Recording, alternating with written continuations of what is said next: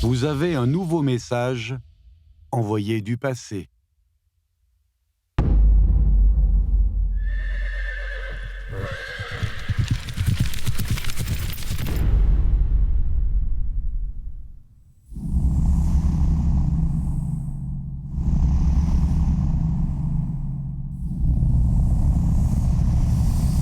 En 618, la dynastie Tang naissante menait sa première guerre à Tianshuiyuan, une robe noire, 4 pattes blanches comme neige.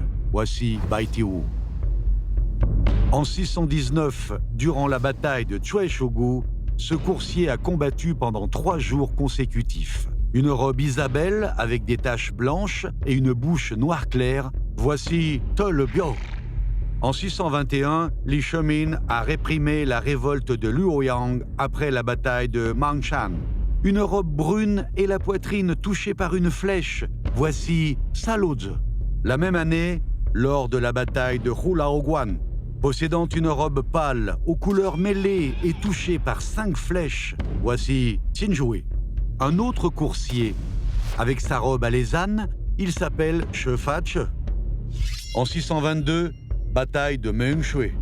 Une robe Isabelle, le pelage frisé, touché par 9 flèches, est mort devant les troupes des 2 armées. Son nom est Chen Maogua. Ces 6 coursiers ont aidé l'empereur à surmonter la férocité des batailles, à parcourir les territoires et à traverser le temps. L'empereur Taizong, Li Shemin, le maître de ces coursiers, finit par régner sur un grand empire après toutes ses conquêtes. Les peuples nomades lui donnent le titre de Khan Céleste. Pour commémorer ses 6 compagnons les plus intimes, Li Shemin demande aux frères Yan Lide et Yan Liben de les peindre et de les sculpter pour qu'ils puissent lui tenir éternellement compagnie. Le mausolée de Zhaolin, tombe de l'empereur Taizong, a été construit au Shanxi, dans la montagne Jiuzhong. C'est le plus grand des 18 mausolées impériaux des Tang découverts dans le Shanxi. Sur les bas-reliefs en pierre au nord de la montagne, les 6 coursiers se tenant droit ou au grand galop sont immortalisés de part et d'autre de la voie des esprits et commémorent la fondation de la dynastie Tang.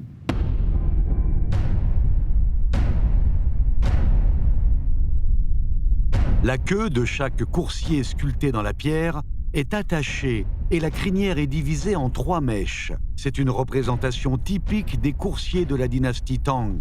La selle, la bride, l'étrier et les rênes nous évoquent l'allure majestueuse des troupes Tang.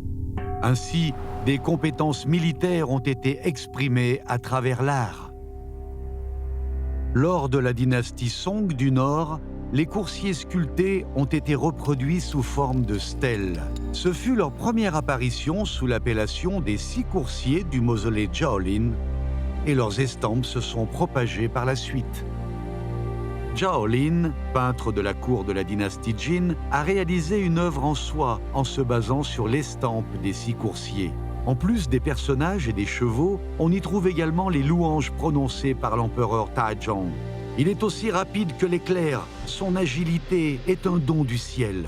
Galopant sur cette soie blanche flottante, je triompherai dans les batailles.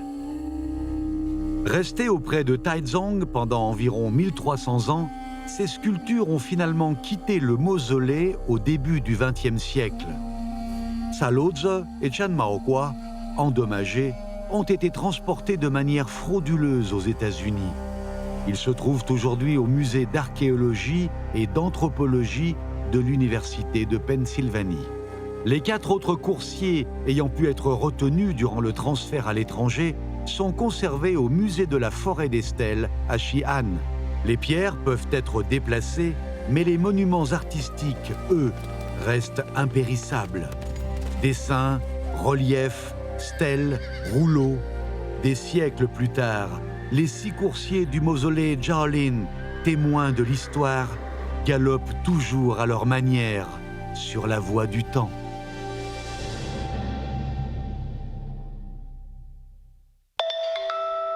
De nouveaux messages du passé attendent d'être lus.